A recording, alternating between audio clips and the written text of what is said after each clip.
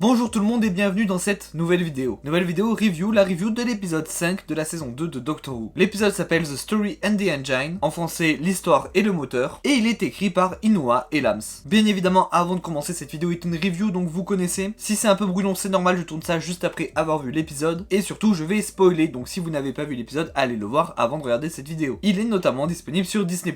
Et bien encore une fois, je m'attendais pas du tout à ça. J'ai l'impression que c'est le maître mot de cette saison. J'ai trouvé que l'épisode était très bon, avec des très bons messages. J'ai trouvé que l'écriture était très différente d'un épisode standard de Doctor Who, et vraiment ça fait du bien d'avoir de nouveaux scénaristes, mais ça aussi on en reparle un peu plus tard dans la vidéo. Commençons d'abord par les personnages, avec tout d'abord le Docteur. J'ai beaucoup aimé tout le dialogue autour du fait qu'il se sent accepté dans ce barbershop, parce que depuis que Ncuti-Gatwa est le Docteur, il n'est plus accepté partout dans le reste du monde, donc avoir un endroit safe où il se sent chez lui c'est super important, d'autant plus que Gallifrey n'existe plus, même si je suis pas sûr que c'était un endroit très safe pour le Docteur Gallifrey de base, et j'ai notamment trouvé ça très bien montré dans la scène où il arrive dans le marché et où il connaît littéralement tout le monde. Cette scène était géniale. Belinda, quant à elle, est beaucoup moins présente dans l'épisode, en tout cas durant toute la première partie. J'ai bien cru d'ailleurs que ça allait encore être un épisode sans Belinda, mais heureusement non. J'ai bien aimé que l'histoire que raconte le Docteur au barbeur ce soit l'histoire de Belinda et pas une histoire avec des Daleks ou des Cybermen comme il dit. D'autant plus qu'ils se connaissent pas depuis très longtemps et Belinda ne veut pas rester avec lui même si elle a rien contre lui encore une fois, mais juste elle trouve ça très dangereux. Et pourtant, elle n'hésite pas à venir le sauver quand elle voit qu'il est peut-être en danger. J'ai d'ailleurs adoré le fait que avant que Belinda arrive, le Docteur est un peu désespéré dans le barbershop. Il se sent trahi par l'endroit qu'il pensait safe. Il sait pas du tout comment il va pouvoir échapper à cet endroit, il est tout seul. Et quand Belinda arrive, il change du tout au tout, il redevient le Docteur qu'on connaissait. Il a reconfiance en lui, il a pas du tout peur du barbeur en face de lui. Il y a vraiment un switch quand Belinda arrive et j'ai adoré ça. Sinon au niveau de Homo, l'ancien barbeur, et les autres qui sont pris au piège, j'ai beaucoup aimé ce côté, ils connaissent tous le barbeur, ils viennent tous pour une raison particulière. Homo dit même qu'il les considère comme ses enfants, ce qui renforce encore plus le fait que quand il trahit le Docteur, en fait il trahit son propre enfant, parce que le Docteur lui aussi pensait être dans cette famille. Et enfin le nouveau barbeur est Abena. J'ai beaucoup aimé leur histoire de trahison par les dieux. L'un était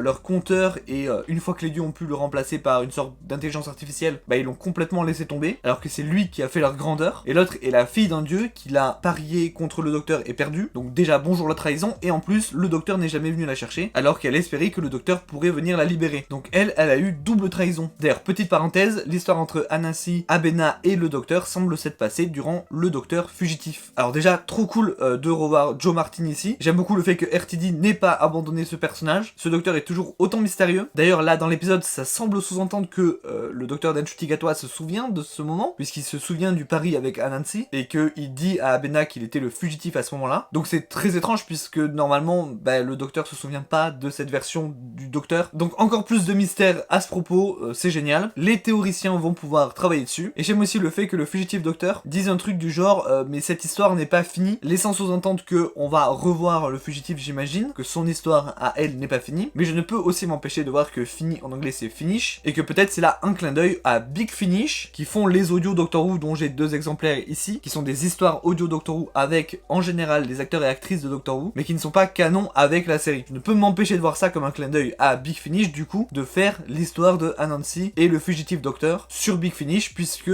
Joe Martin fait déjà des Big Finish, avec d'autres histoires du fugitif Docteur. Sinon, revenons un petit peu sur le barbeur. Son plan est assez flou, j'ai eu du mal à le comprendre un peu, parce que c'est très métaphorique, j'ai l'impression. Globalement, il voulait effacer les dieux de l'histoire, ce qui reviendrait à les tuer. Mais c'est pas clair s'il voulait tuer juste les dieux desquels il a été conteur, donc globalement les dieux des histoires de toutes les mythologies et croyances, ou est-ce que c'est tous les dieux tout court, et dans ce cas il y aurait plus de panthéon de la discorde, ou alors est-ce que les panthéons de la discorde est considéré comme des dieux ou pas, parce que on voit que c'est clairement pas la même chose. Tout ça c'est très vague. En tout cas j'aime le fait que vraiment c'est ça son objectif et qu'il a rien contre les gens qu'il a pris au piège. C'est juste qu'il lui faut des histoires pour arriver là-bas. Donc probablement que après avoir réussi à tuer les dieux, il les aurait libérés. D'ailleurs parlons de ça, le dieu des histoires. J'ai adoré que quand une histoire est racontée, c'est affiché sur le mur. Et du coup par extension j'ai aimé que le générique de l'épisode soit affiché sur le mur au début. Un épisode sur le fait de raconter des histoires, sur le fait de raconter des légendes. C'est quelque chose qui va trop bien avec Doctor Who. Surtout avec le Docteur en fait. Évidemment qu'il a 1000 histoires à raconter. C'est d'ailleurs montré magnifiquement bien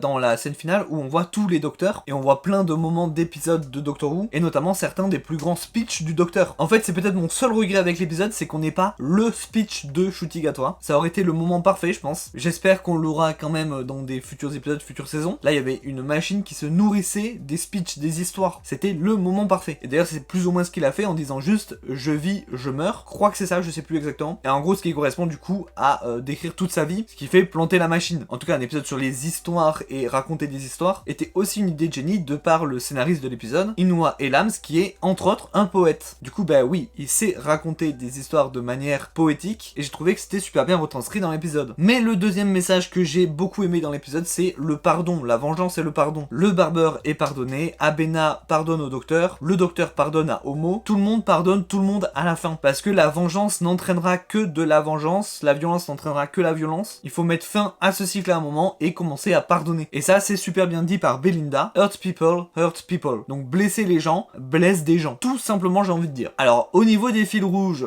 bon, Mrs. Flood, on la voit pas vraiment dans cet épisode, on la voit une demi-seconde dans l'histoire que raconte le docteur sur Belinda. Et elle dit juste qu'elle va chercher des cachets ou je sais pas quoi à l'hôpital. Donc bon, ça nous dit juste que, voilà, Belinda la connaissait vraiment, c'était sa voisine et tout ça. Mais ça nous en apprend pas beaucoup plus. En revanche, le fil rouge des Daleks est revenu puisque les Daleks sont mentionnés dans cet épisode. Je sais pas vraiment si ça compte puisqu'ils sont mentionnés au même titre que les Anges Pleureurs et les Cybermen. Donc c'est pas vraiment juste une petite référence aux Daleks sous-entendant leur retour, mais bon, ils sont mentionnés. Pour conclure, je dirais que c'était un très bon épisode comme tous les épisodes de cette saison. Franchement, elle est masterclass cette saison. Une très bonne utilisation des histoires, des contes et légendes. Ce qui me conforte aussi dans l'idée que RTD devrait laisser plus d'épisodes à d'autres gens. Même si cette saison c'est déjà mieux que la saison 1. Et c'est vrai que le format 8 épisodes est un peu limitant pour avoir beaucoup de scénaristes différents. Mais ouais, avoir d'autres scénaristes, ça fait que ben il y a d'autres types d'histoires qu'on n'aurait jamais eu avec RTD. Parce que celle-là, on l'aurait difficilement eu avec RTD. Et même si on l'avait eu, ben la narration aurait été complètement différente. En fait, ce que j'ai beaucoup aimé dans cet épisode aussi, c'est que c'est un mélange un peu entre The Ring of Akaten, du coup, au niveau de l'histoire, de la bête qui se nourrit d'histoire et tout ça, et vite fait, mais très vite fait Midnight. Sur le côté,